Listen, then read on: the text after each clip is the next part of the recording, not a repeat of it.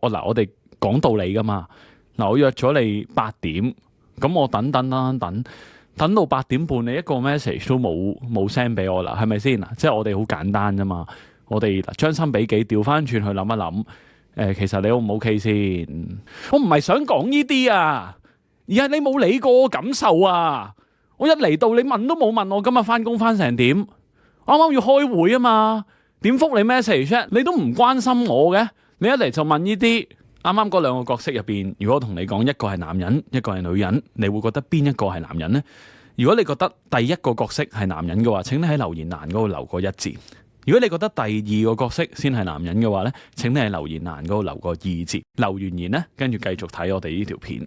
嗱，咁如果根據普遍嘅性別定型咧，相信多數人會覺得第一個角色係男人嘅，因為佢嘅形象係好講道理啦，嘗試去分析件事啦。跟住第二個人咧就喺度發緊脾氣，你見到好多感情。咁呢個咧就係我哋傳統嘅性別定型啦。但係其實男女係咪真係咁咧？